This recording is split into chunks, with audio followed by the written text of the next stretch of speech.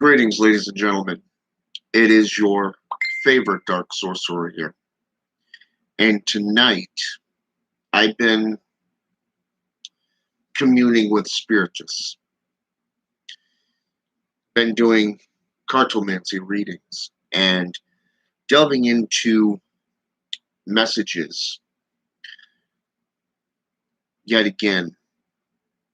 In fact, I've been doing this now for better part of a couple of weeks, trying to catch up on all the messages that have built up since last September, August area. I've been spending so much time within my studies and practices and helping my own apprentices and clients that I've kind of lacked in helping those seeking guidance, those who are seeking wisdom and trying to find their foothold within the paths. So,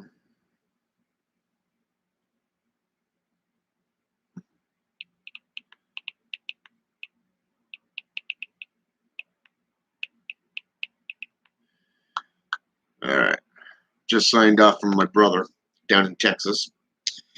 Um, it's interesting to see how many people worldwide are reaching out for guidance and wisdom.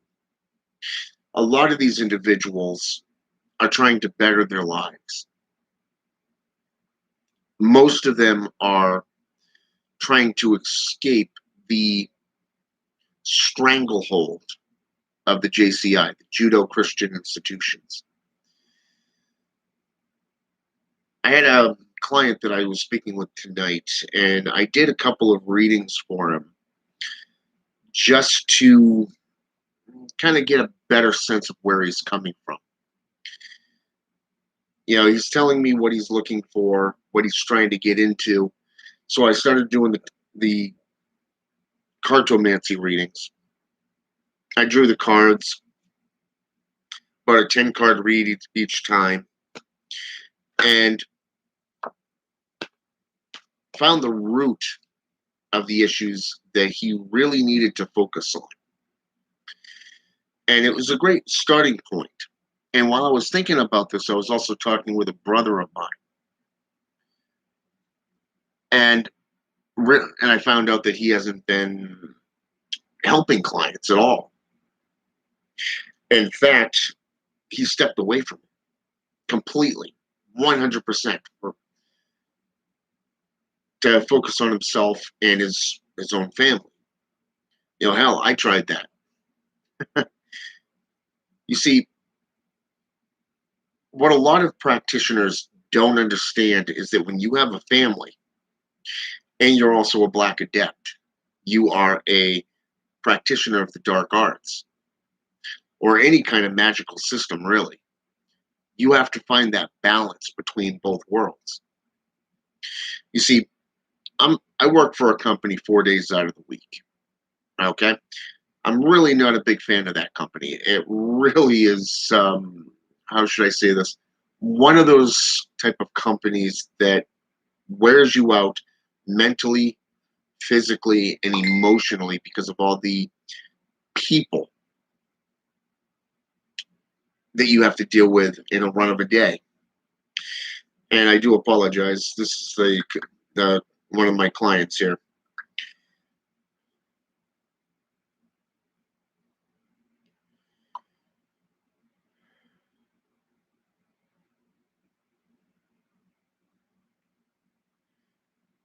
Okay, I'll get those books in just a minute for him to order for himself. Um, so where was I? Ah, right, the balance factor. So a lot of people don't realize that there is a beneficial balance to everything.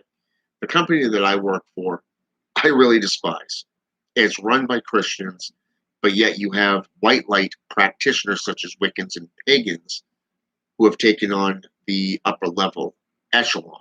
Okay, I'm talking team leads, for an example. You got Christians as team leads. Most of these are women with only one male team lead. Okay. And then when you get up into the higher echelons, such as the assistant store manager and then the store manager and above, the district manager and so forth, they're all Christian. Okay. So I do get the frustration when you're trying to move up in a company. You're trying to do what is necessary. But at the same time, I want you to think about something. I want you to think about something within your company that you are employed by. You look at all those people that put in their 2 weeks. You look at all those individuals that just walked out. Okay. In my job, I work with fast food. Okay. Fast food. So I get it. It's a high turnover. But here's the kicker. I'm on good terms with the higher ups. They see me not only as an elder, in a sense, but somebody that they can rely on and trust. My own team lead looked at me and said, and I quote, "I rely on you." So the other day, I was joking around with one of these team leads that works in the morning, whereas I work in the afternoons. Okay. And we were kind of joking around. She's Christian, I'm a Satanist.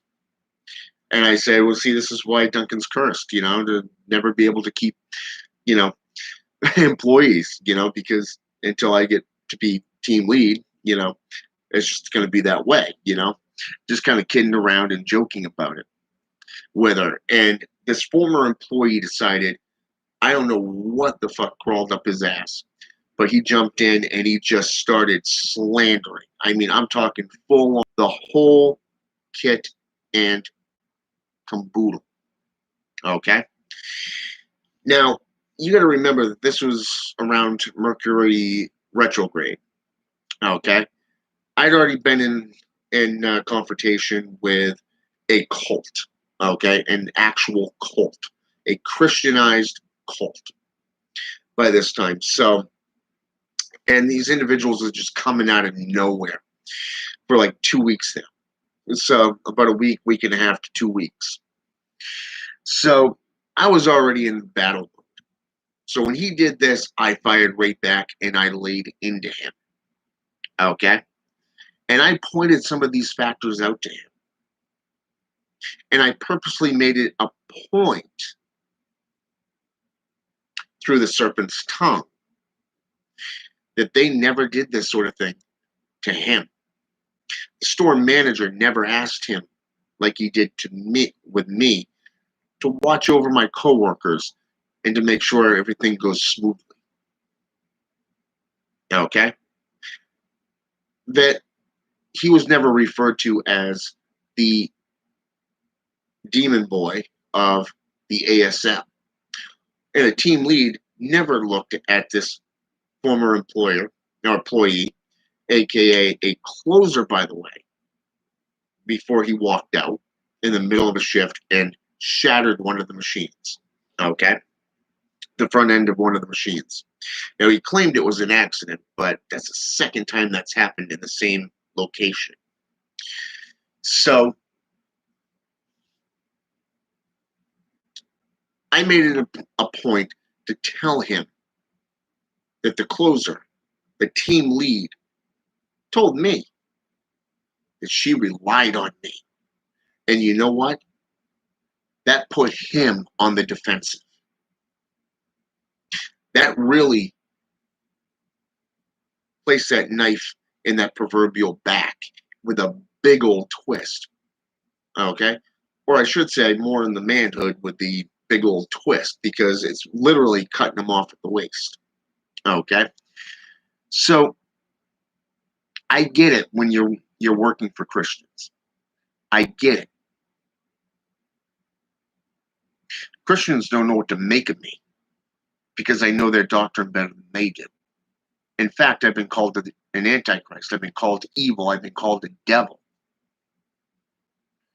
by these people. They just don't get it, that it's about enlightenment. that it's about education. It's about your personalized journey.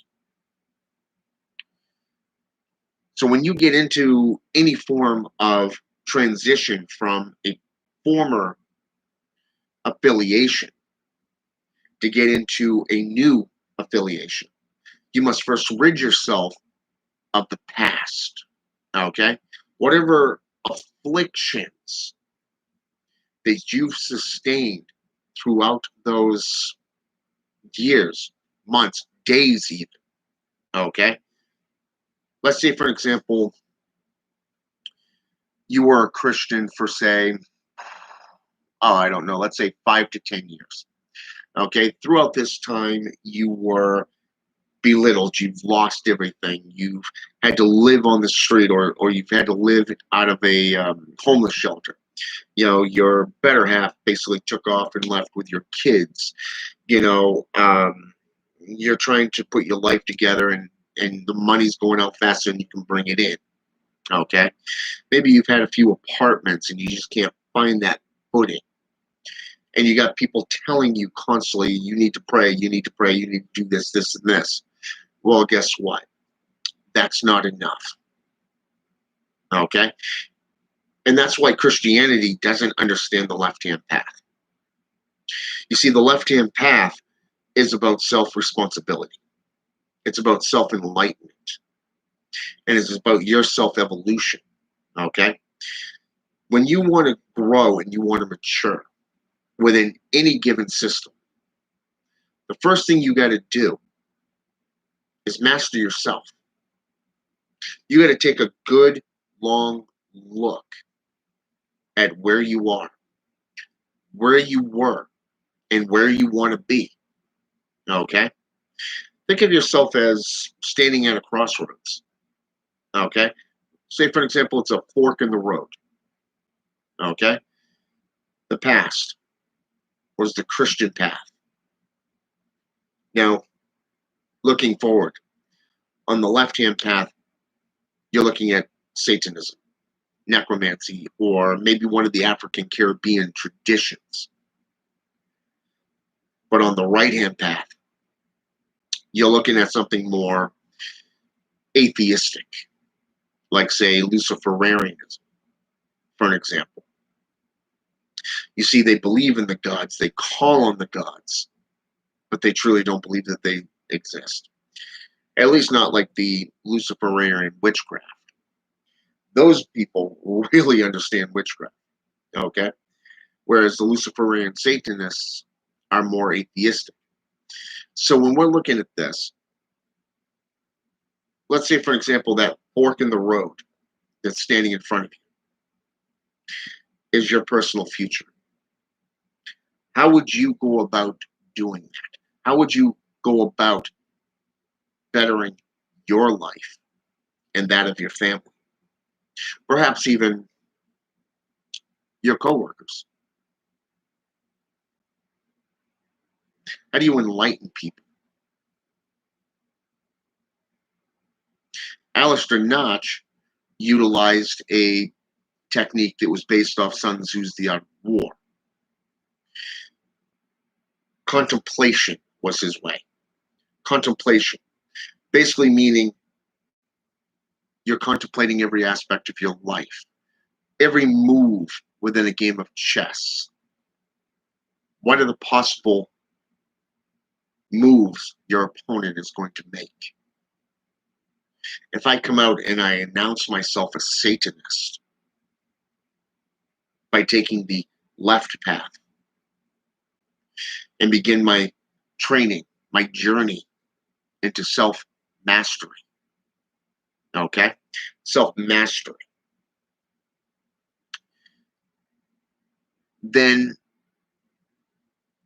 am I going to be hated? Am I going to be attacked? What methods or tools will they employ to try to bring me back into the fold, to bring me down?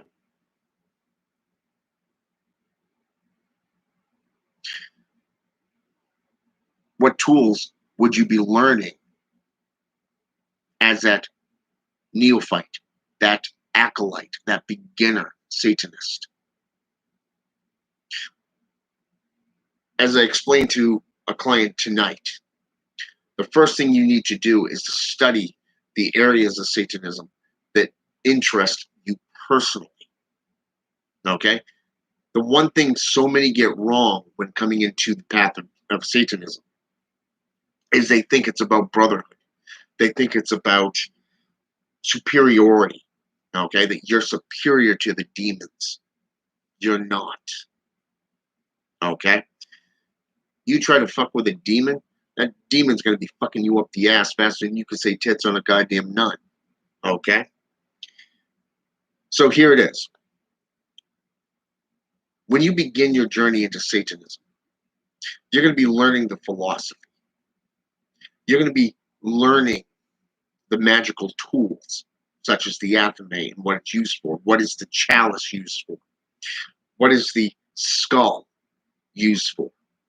What is an altar set up for and to use for? But more so, you're going to be learning offensive and defensive sorcery. I'm talking amulets, talismans, dark totems. Okay? You're going to be getting into herbalism. You're going to be getting into alchemical processes. And you're going to get into crystals. Okay? So when you get into these things, you're also going to be getting into what is known as divination. Okay? Divination is a key that will benefit you in the long run. I always recommend people to start out with the most simplistic tools. Okay? I'm talking cartomancy. Today, cartomancy is known as tarot cards. This goes back to Aleister Crowley, Eliphas Levi, and Edward Arthur White. However, cartomancy goes all the way back to the 11th century, whereas these well-known occultists only go back to around the 17th century. So that's what happens when you don't do your homework. You tend to go with what's popular. Okay? So I always start out with cartomancy, and I get into rooms when I become more advanced. From there, you can get into the spirit boards, the talking board, the Ouija board. Start using a pendulum. A pendulum is very simplistic. It's just a basic yes and no answer. And the thing, it will either twirl in a circle, or it'll lean towards the left or the right, or it'll just sit there and move back and forth. Okay? You got yes, no, maybe. Okay? Simplistic. You know how many times I found my car keys using one of those things? Yeah, very simplistic. You just have to keep keep asking the same question and take a few steps forward while asking that. But with cartomancy, I always love to do cartomancy because I can sit here, I can relax, I can just shuffle the deck, calm my mind, let my mind go blank, bring out my inner desires, and say, hey, this particular demon that focuses on necromancy. Okay? Let's go with folklore. Okay? So I would call folklore forth and say, hey, I need spiritual insight. I need spiritual gnosis. Okay? That which is hidden. You know what's going on in my life, what I'm looking for. And if I'm doing this for a client, I would ask him, I would say, this person, he or she is looking for enlightenment. They're getting into a certain path. Tell me about them. Tell me something they're not telling me. Okay? But then I would go into another reading and another. And I would try to figure out, okay, this is where this person's coming from. This is the steps that they need to do to get into a particular path of, say, Satanism. Okay? Or Wiccan and pagan practices, depending on if they're more interested in the light than the dark. And then I would do a third reading, like I said, and kind of just break it down and say, okay, where do they go from here? Where should they start? What type of things should they be doing? And within at least a half a dozen readings, okay, you should have seen a, how should I say this, a few cards that kept popping up.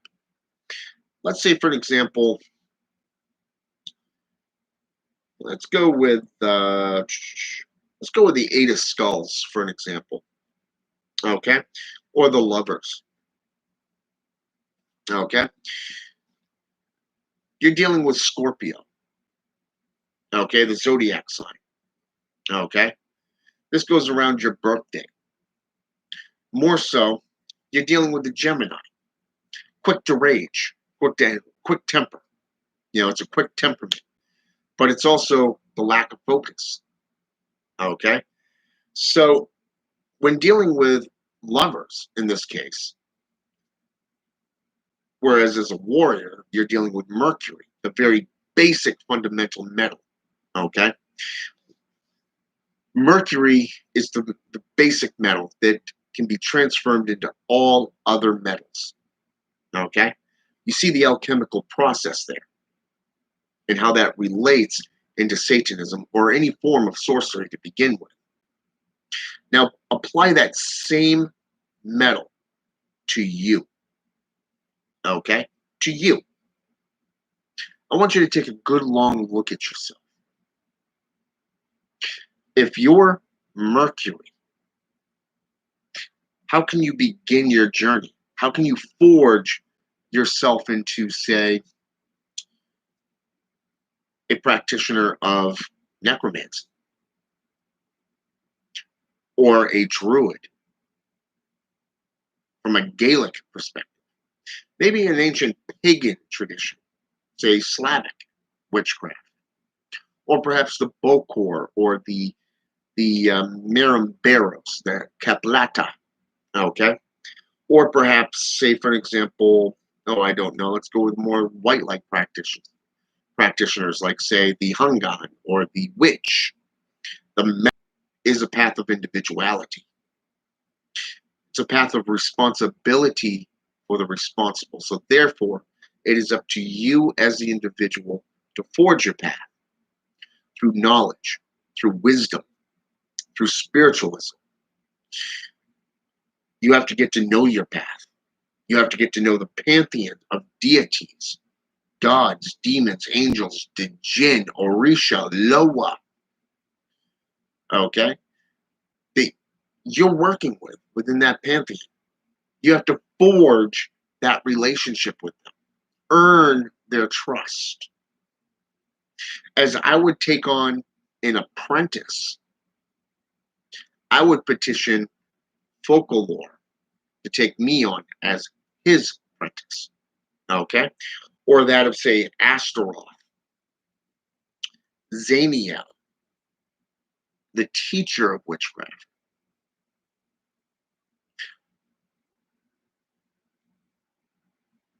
Wow. You see my point there, okay? Mediumship has a lot of different levels to it, just like witchcraft. If we go into Catholicism, witchcraft was broken down into 4 categories: witchcraft, necromancy, divination, and possession. Possession is associated with spirits, okay? This is why it was forbidden for you to commune with them. This is why necromancy was the first of the 7 forbidden arts.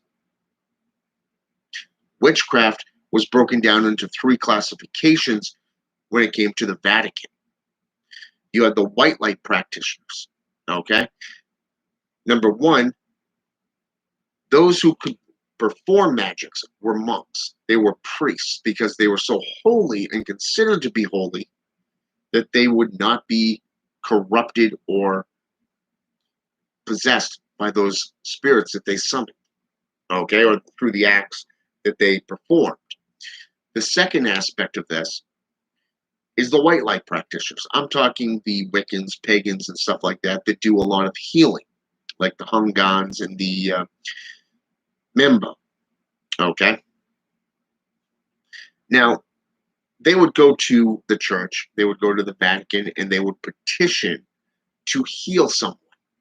And the church would say yay or nay. And if they said yay, you're golden. Go perform that healing sorcery. But if they said nay, uh, uh, uh, there's nothing you could do. And you'd have to sit and rotate saying, hey, guess what?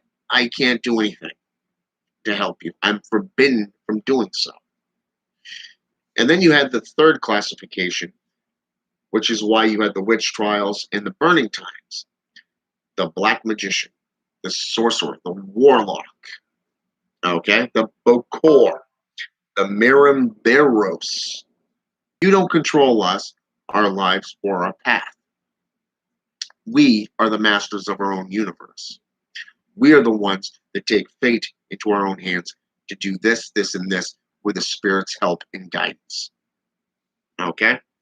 Now, I want you to think about this for just a moment. Okay? The left-hand path is not for the faint of heart.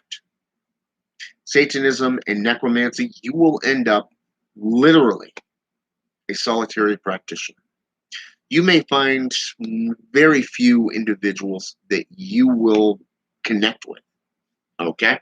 Trust me, I know for a fact.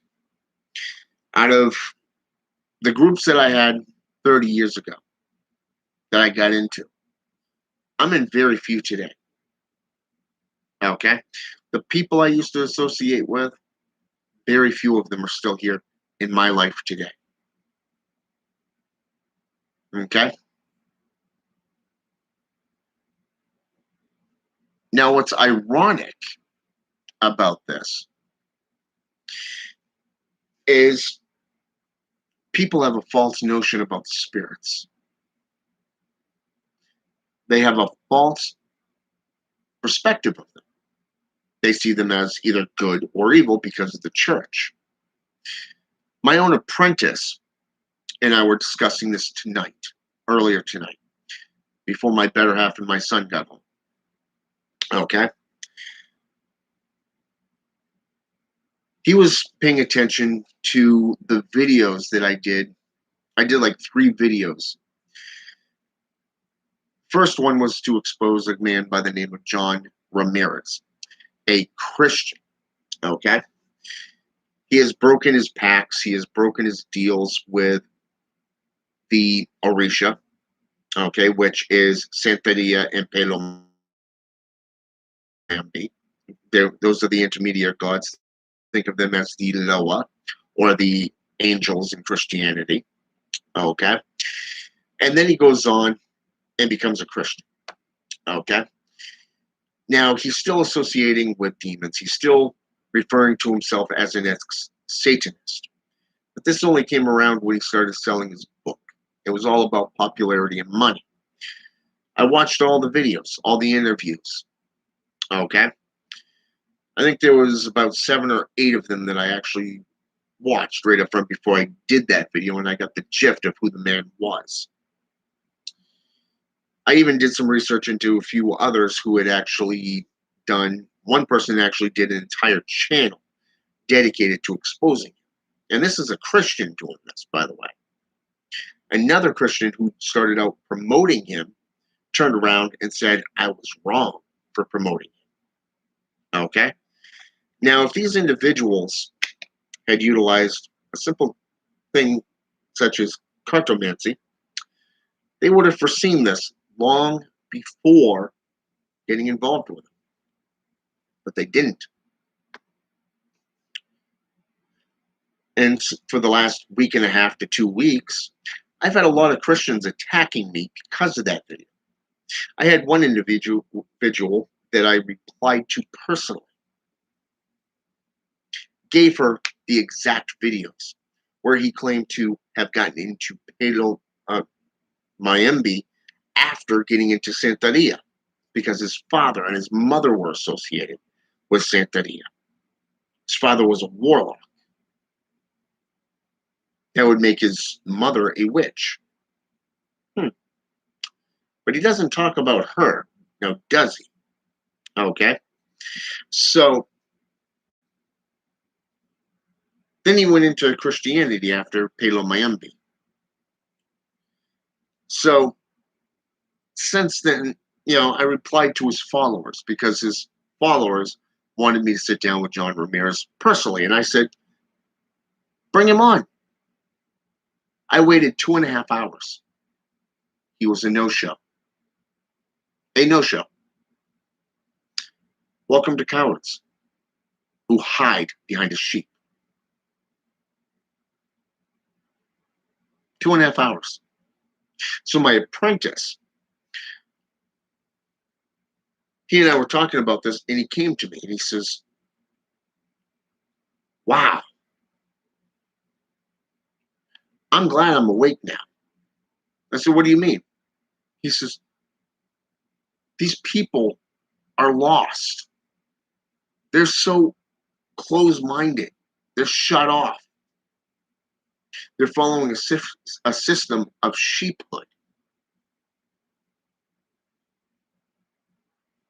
slavehood, just going through the motions, doing what they're taught, doing how they're trained. It's the brainwashing effect.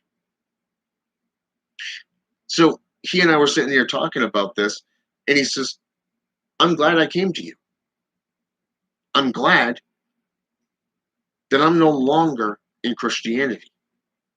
I was physically ill, physically, like I was being strangled. I'm happy. I'm free, he says. I'm no longer a part of that world, he says. And it was me who put him on his new path.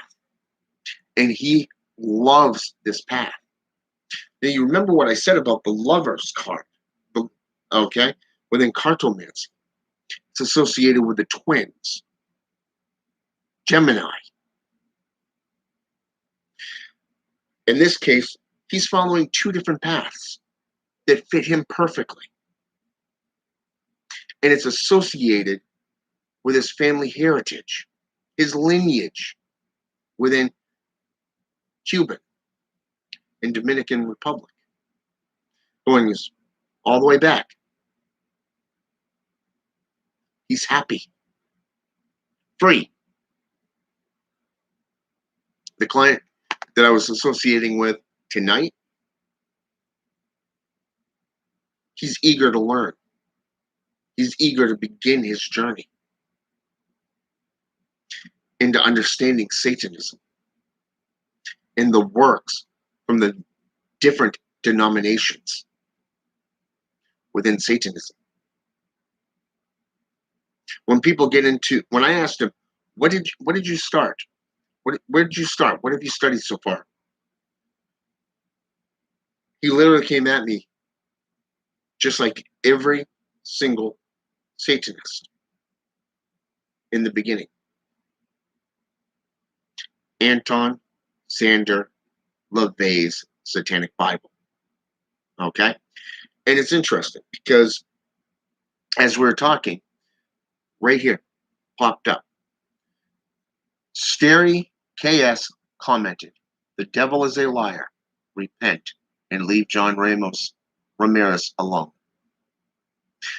Ironically, I have not spoken about John Ramirez since that one video, that first video.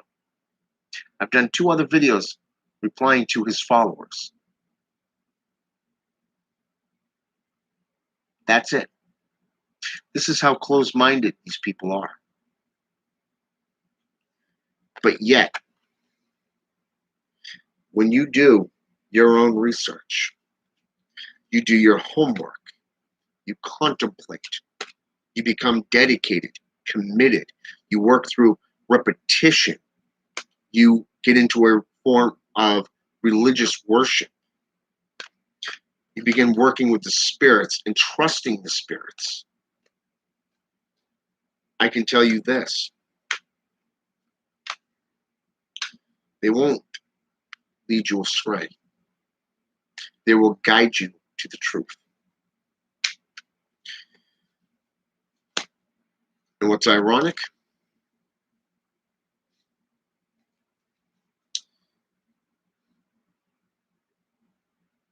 Meditation. All I did was shuffle the deck. Just shuffled it. The top card was meditation. Meditation is a way to balance yourself, to bring yourself into harmony. The red candle is passion, desire, rage, sexuality. The equal armed cross not only devotes the balance factor, but it also relates to 4 soul types. The 3 candles, or in this case, the 4 candles, the 3 candles in the background are associated with Lucifer and Satan, within Satanism, Luciferianism even, circle of empowerment surrounding her. And when you get into this,